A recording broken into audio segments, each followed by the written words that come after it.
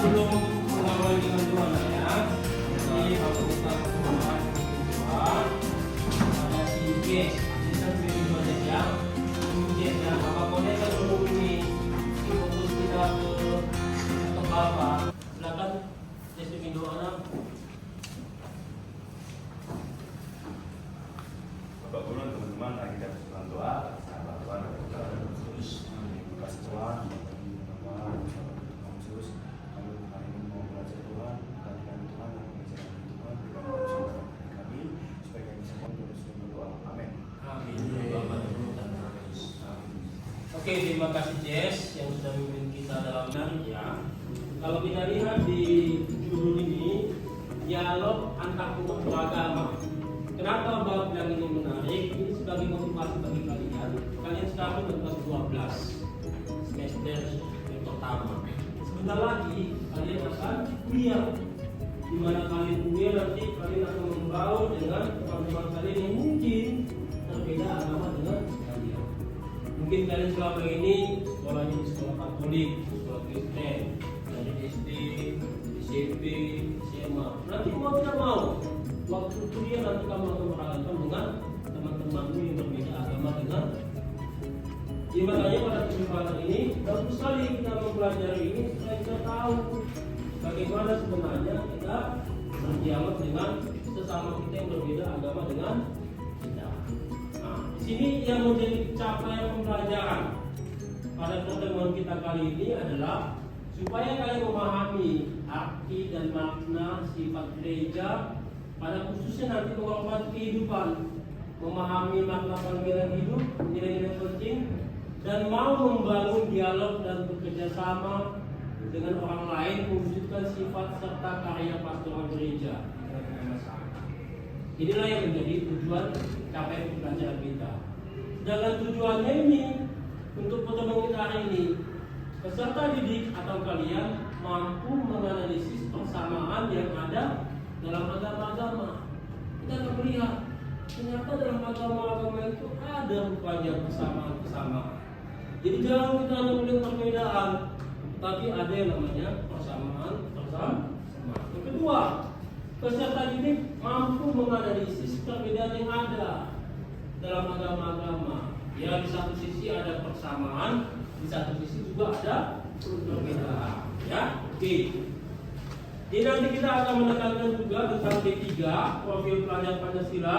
Bapak harapkan nanti dalam diskusi bisa kita temukan tentang yang namanya elemen-elemen dari beriman, bersatuan kepada Tuhan Yang Maha Esa, berakhlak mulia, bersikap kritis dan bertanggung jawab. Di sini nanti Bapak harapkan waktu kita diskusi bisa kita memiliki elemen bersikap kritis.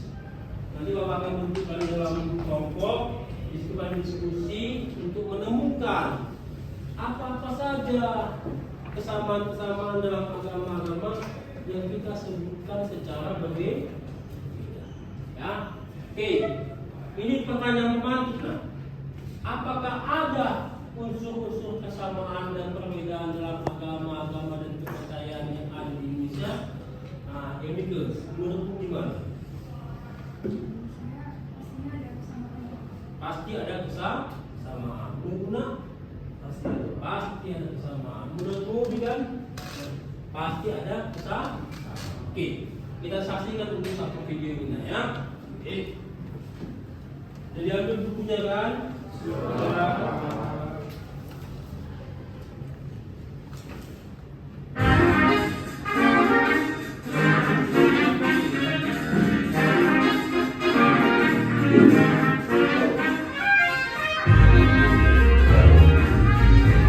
Halo, hai, jangan lupa subscribe agar tidak ketinggalan info dan bunyikan belnya ya. Terima kasih. Halo, hai sahabat angka dan data. Assalamualaikum warahmatullahi wabarakatuh. Shalom, salve, Om Swastiastu, Namo Buddhaya, Wai Tetap Kian. Indonesia merupakan negara yang begitu indah. Keindahan Indonesia tak hanya tentang alamnya, tapi juga suku, budaya, bahasa, bahkan termasuk agama. Indonesia adalah negara beragama yang menjunjung tinggi nilai-nilai persaudaraan dalam semangat Bhinneka Tunggal Ika, yang artinya berbeda-beda namun tetap satu kesatuan Republik Indonesia. Tak kenal maka tak sayang. Sebagai sesama saudara sebangsa, marilah kita saling mengenal. Kali ini, Oke, Bapak tanya dulu, berapa ada agama di Indonesia? Yang pertama, Islam. Kedua, yang ketiga, yang keempat, Hindu. Yang kelima, yang keenam, Siap. Nanti Bapak lanjutkan videonya, Bapak akan tahu agama-agama yang ada di Indonesia. kami akan membahas sosok Tuhan dalam pandangan 6 agama di Indonesia yang diambil dari berbagai sumber terpercaya. Langsung saja. Oke, kesamaan yang pertama adalah sosok Tuhan. Pasti setiap agama mempunyai pengakuan kepada Tuhan. Islam pasti ada, Hindu pasti ada, Konghucu ada, Katolik ada. Kita akan dengarkan bagaimana pandangan Islam mengenai Tuhan, bagaimana pandangan Konghucu mengenai Tuhan, dan lain sebagainya. Kita mulai dari agama 6. Konghucu. Gimana ajaran Tuhan dalam agama Konghucu merupakan konsep ketuhanan dalam agama masyarakat Tionghoa. Dalam agama Konghucu, sebutan Tuhan adalah Tian, yang berarti satu yang maha besar, maha kuasa, maha esa. Dalam kitab suci agama Konghucu, yaitu Wujing, ada beberapa istilah atau sebutan Tuhan.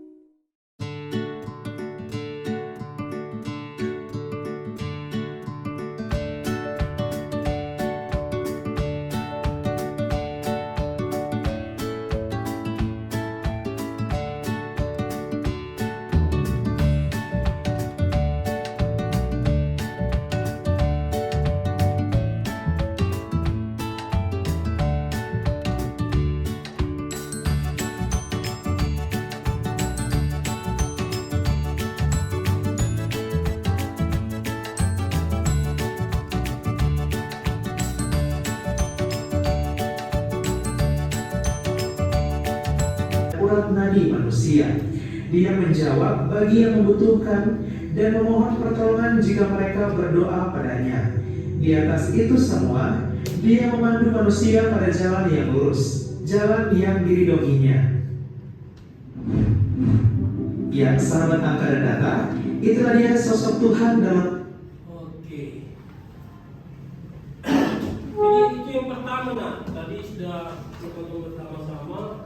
Yang pertama itu adalah setiap agama itu mengakui adanya Tuhan. Tadi agama Islam mengatakan apa Kristen?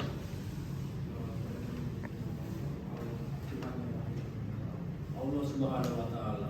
Yes, untuk Kristen, Protestan apa namanya? Allah Tritunggal. Kamu nak Will? Untuk yang namanya Katolik, Allah Tritunggal juga. Untuk yang namanya Konghucu, Tien, ya. Untuk yang namanya Hindu,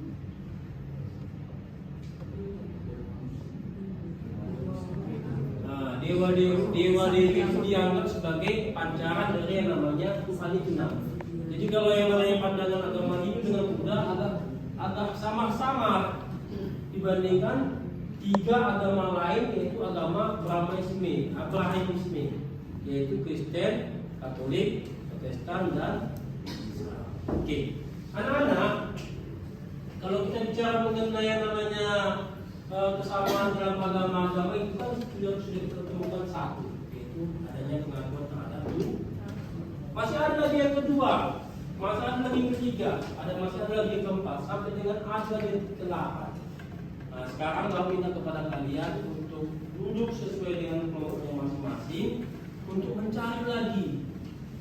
Contohnya yang kedua misalnya apa? Contohnya rumah ibadah.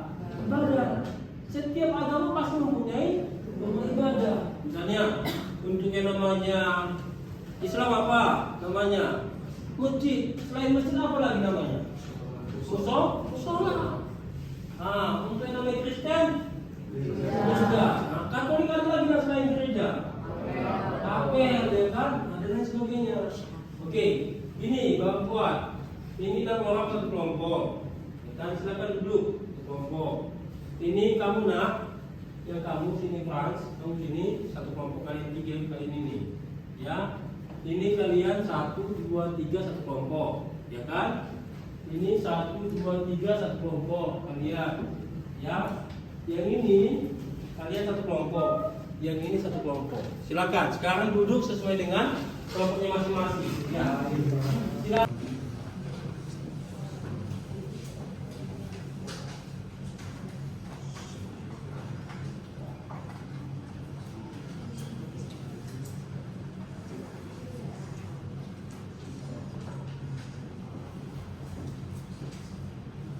Oke, kalian buat seperti ini nah, ya. Tadi kan yang pertama kan adanya pengakuan terhadap yang tertinggi, atau kita bilang tadi apa? Tuhan. Untuk Islam tadi dikatakan apa? Allah SWT, Subhanahu wa ta'ala. Untuk yang namanya Protestan, Allah Tritunggal. Sama juga dengan Katolik ya, ini sama Bapak buat ya. Untuk Hindu, ada yang namanya Trimurti, Brahma, Siwa, dan Wisnu. 3 dewa penting dalam agama Hindu.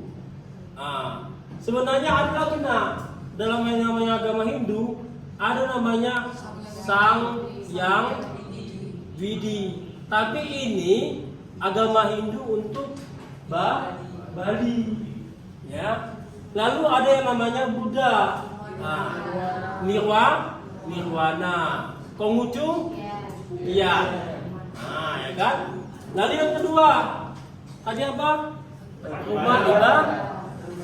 Rumah ibadah.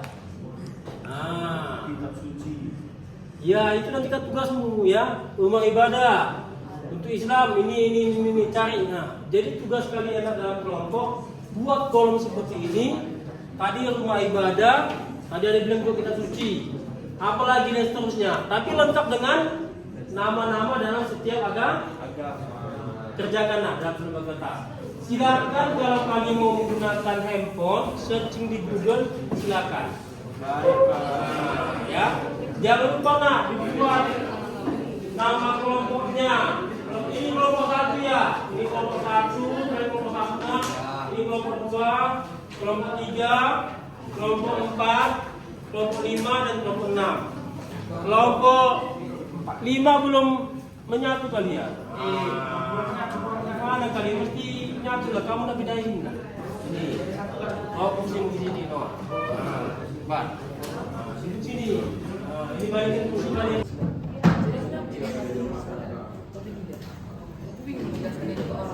Kelompok 3 sudah ada 3.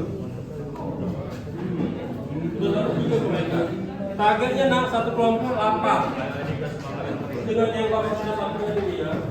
Ini apa kita?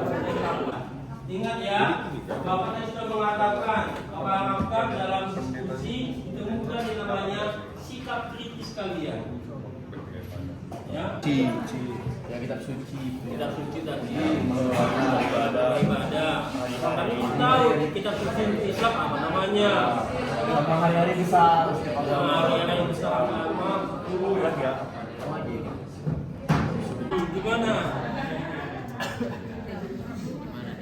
Kalian buatlah tabelnya seperti itu.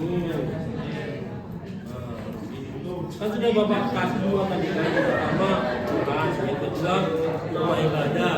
Rumah ibadah kan tinggal kamu cari aja untuk apa namanya, untuk Buddha apa namanya. Nah, selain rumah ibadah apa lagi? Coba apa lagi kamu sebutkan? Satu aja. Enggak, selain rumah ibadah apa lagi yang ada dalam setiap agama? Kitab suci ya kan? Nah, apa lagi? Udah tahu kitab suci, kau cari. Apa namanya kitab Islam ya? Apa kitab suci yang namanya Konghucu ya? Itu. Ya. Pak, boleh misalnya kalau yang mau dimasukkan itu adanya kepercayaan kehidupan setelah kematian, baru kita buat tentang semua. Itu namanya kan kalau misalnya dapat semuanya ada. Pedanda. Hah? Pedanda. Pedanda. Sulinggi. Coba mana? 4 ya, betul pemuka agama. Setiap agama pasti mempunyai tokoh-tokoh agama. Siapa yang menentukan? Silakan kembali karena yang kita akan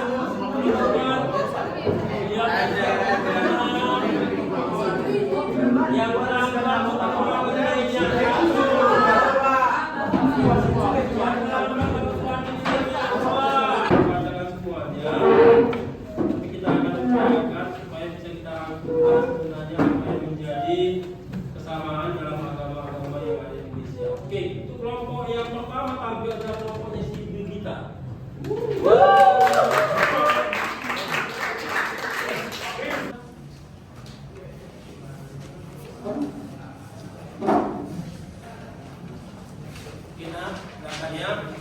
Kita perhatikan yang lain, kelompok yang lain kita perhatikan ya. Kesamaan dalam agama-agama Indonesia yang pertama itu di tempat ibadahnya. Untuk Islam, tempat ibadahnya ada masjid atau musola. Kemudian di Protestan ada gereja, di Katolik ada gereja ataupun kapel, di Hindu ada pura atau kuil, Buddha ada menggunakan wihara, dan Konghucu menggunakan kelenteng. Oke, yang pertama rumah ibadah ya. Ya Pak. Oke, Bapak lihat di sini semua kelompok ada tentang rumah ibadah. Oke, lanjut. Kemudian ada ritual ibadahnya di setiap agama itu. Contoh Islam itu ada sholat, kemudian di Protestan itu ada kebaktian, Katolik ada misa, Hindu itu sembahyang, Buddha meditasi, dan Konghucu juga sembahyang. Oke, silakan lanjut. Selanjutnya ada hari besar. Untuk Islam hari besarnya merupakan Idul Fitri, Protestan ada Natal atau Paskah, Katolik juga Natal dan Paskah, kemudian Hindu Nyepi, Buddha Waisak, dan Konghucu Cap Gomeh. Oke, silakan lanjut. Selanjutnya ada buku nyanyian. Di Islam ada buku Zabur yang berisi nyanyian doa-doa, dan selanjutnya Protestan buku nyanyian lagi di jemaat, Katolik itu puji syukur atau pemada bakti, kemudian Hindu itu ada Bhagavad Gita, kemudian Buddha ada Parita, dan Konghucu Sisi Puji. Oke, lanjut. Selanjutnya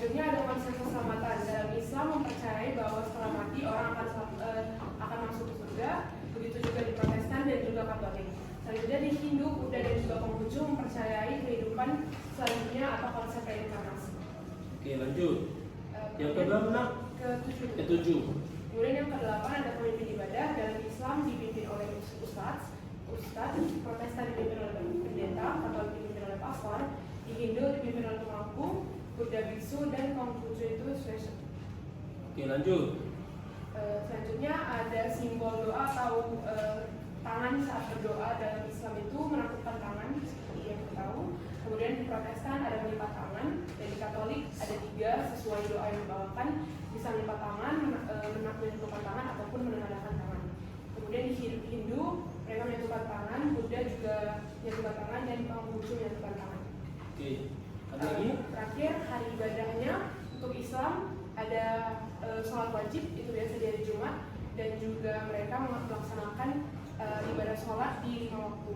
Kemudian di Protestan Pak ada hari Minggu, begitu juga Katolik di hari Minggu, Hindu melaksanakan ibadah 3 kali sehari, Buddha juga hari Minggu, dan Konghucu di 1 Imlek dan 15 Imlek. Oke, terima kasih tepuk tangan untuk kelompok 3. Data kelompok 3, saat yang di kelompok 2 tadi ada, tapi juga ada di sini, yaitu mengenai ajaran. Silahkan dibaca. Ajaran aja ya. Kesamaan dalam agama yang kami telah itu ada seperti ajaran. Dalam agama Islam itu ajarannya bersifat syariah, sedangkan agama Protestan bersifat cinta kasih serta berpedoman pada 10 perintah Allah. Begitu juga dengan Katolik mengajarkan cinta kasih serta berpedoman pada 10 perintah Allah. Sedangkan Hindu mendapatkan pengajaran Pancasrada, Buddha Catur Arya Satya, dan Konghucu Yenli. Oke, terima kasih teman-teman. Ini kelompok 3 tentang ajaran. Udah berapa? 11. Sebenarnya masih ada lagi. Di sini dikatakan kelompok 3 ada yang namanya simbol agama. Nah, di sini dibacakan simbol agama untuk agama Islam itu bulan sabit. Agama Protestan dan agama Katolik salib. Agama Hindu teratai ya. Lalu agama Buddha ada yang namanya Dharma Cakra yang kayak terang benar. Baru agama yang namanya Konghucu Yin dan Yang. Tahu Yin dan Yang kan? Nah, begini dia bulan. Nah, begini dia. Udah berapa nak? 12. Jadi kan cukup banyak nak. Tadi yang kita rencanakan hanya 8, ternyata ada lagi yang lebih lagi nak. Dan lain sebagainya ya. Kalau untuk yang namanya kelompok-kelompok lain hampir sama. Bapak lihat hampir sama nak. Oke. Jadi tepuk tangan kita semuanya.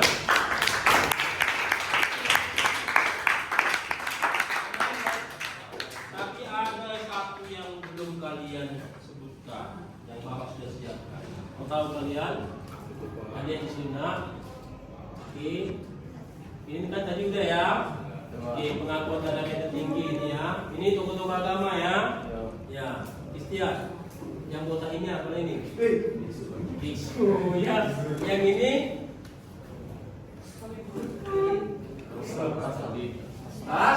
pastor ya. Nah, kalau yang ini Hindu. Ya kan, pandita ya kan. Oke. Nah, ini simbol-simbol enggak? Agama ya. Ini tadi mana Yin dan Yang? Ini, ya kan?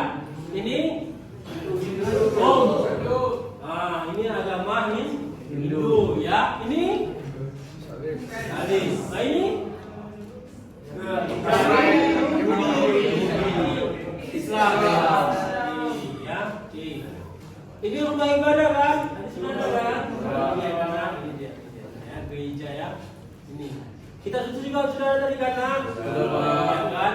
Kitab ini suci, ya Bujing, yang Quran, ini beda, ini Tripitaka, ya, itu agama Buddha. Ini yang satu yang tidak ada Bapak lihat dalam kelompok-kelompok.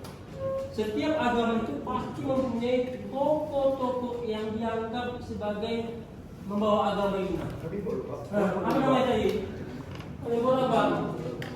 Kelompok berapa? Kelompok 3, Pak. Kelompok 3. Kelompok 3.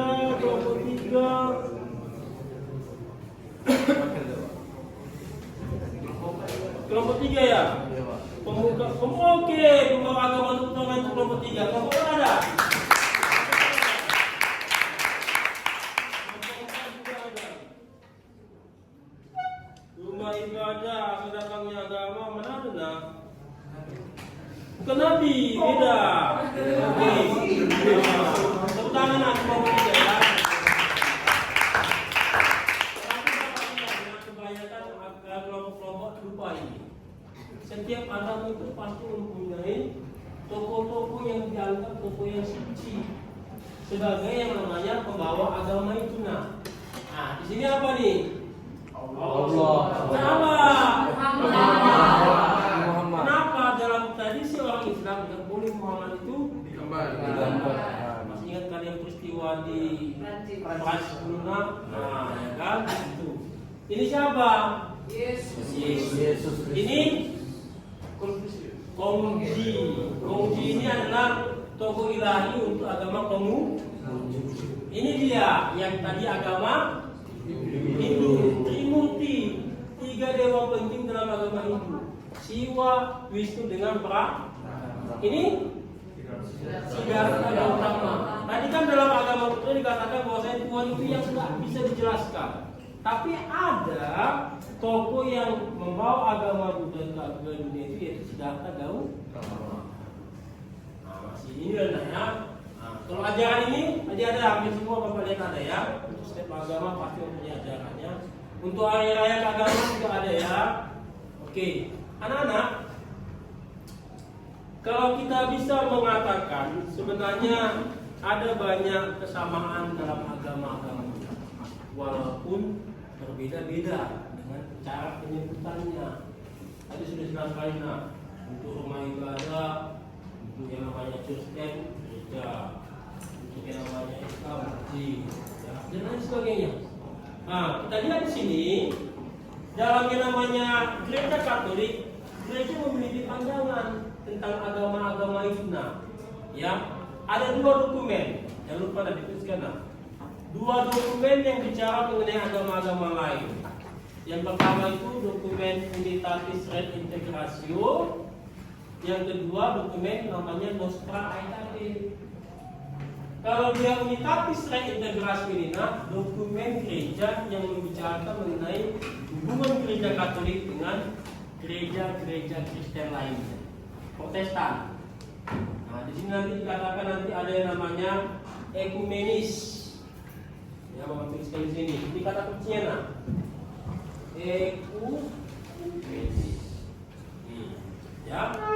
Lalu yang kedua, dokumen Nostra Aetate. Ini bicara mengenai hubungan gereja Katolik dengan agama-agama non-Kristen, seperti Islam, Buddha, Konghucu, Yahudi, Hindu dan sebagainya. Ya, ini dia kan ya. Jadi 2 dokumen ini penting. Pernah tahu waktu ujian ditanya ya. Oke. Kita lihat di sini, ini dia ya. Dalam salah satu dokumen gereja yang namanya Unitatis Reintegratio, artikel yang keempat dikatakan dalam kegiatan ekumenis hendaknya umat Katolik tanpa ragu-ragu menunjukkan perhatian sepenuhnya terhadap saudara-saudari kita yang terpisah. Jadi kita orang Kristen, sesama orang Kristen itu adalah saudara yang terpisah. Tadi sudah dikatakan dalam video itu karena kita itu pemahaman kita mengenai Tuhan kita itu sama. Caranya beribadah yang berbeda dengan caranya berteologi. Makanya dikatakan saudara-saudari yang terpisah. Nah, jadi makanya dikatakan dengan bertukar pandangan tentang hal Tuhan gereja dengan mereka, dengan mengambil langkah-langkah pendekatan pertama terhadap mereka.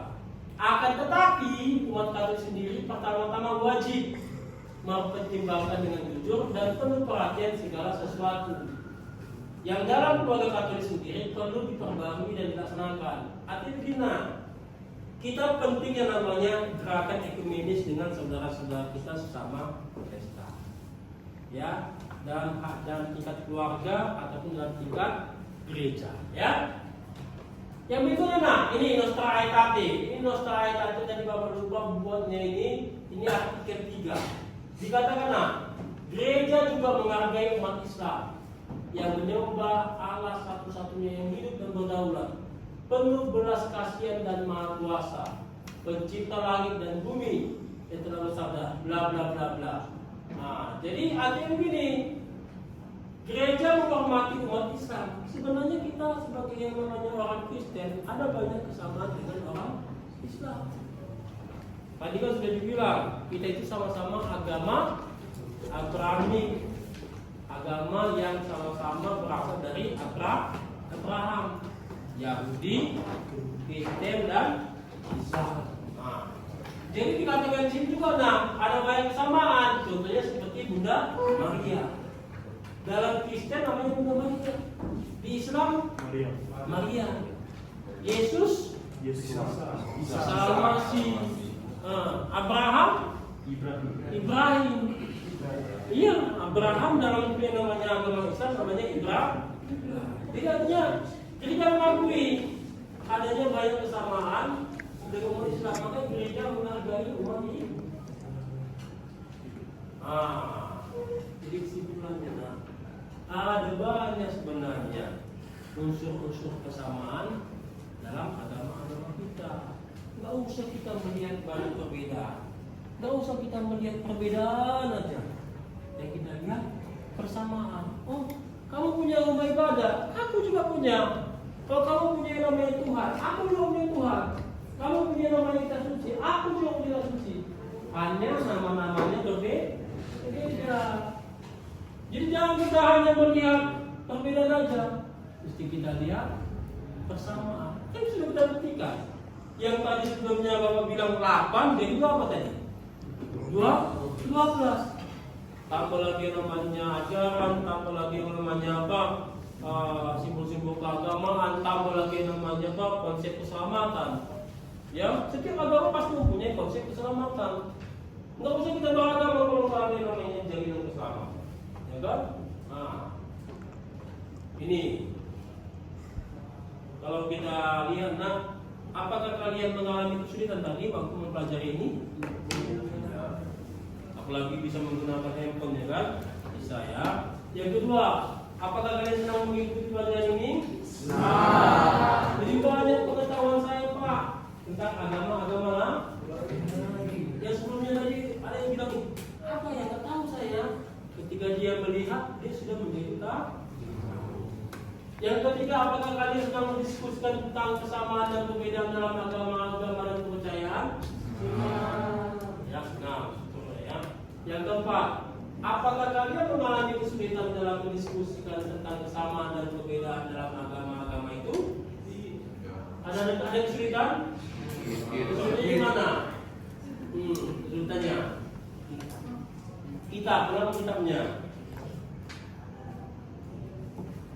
Oh iya, betul. Ya mungkin kitab-kitabnya tadi kan yang banyak kan ya, kita tidak seperti pengucu aja ada susi, ada ujing lagi dan sebagainya, ya.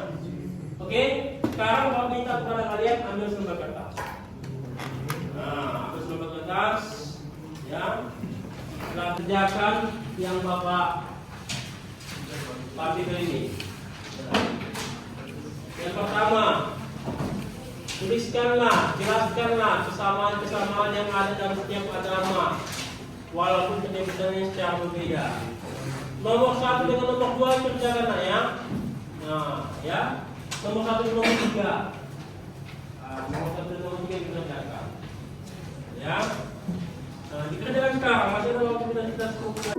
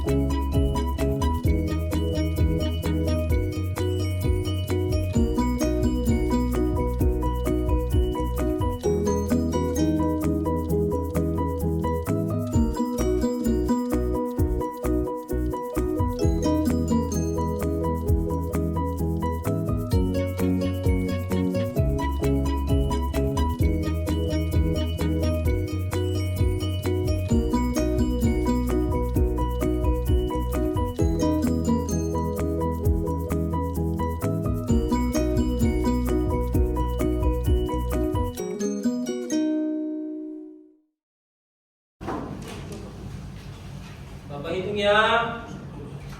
10. Hitungan 10. 1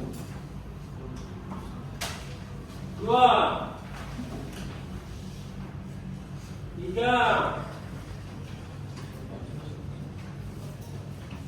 4 kan? Marilah kita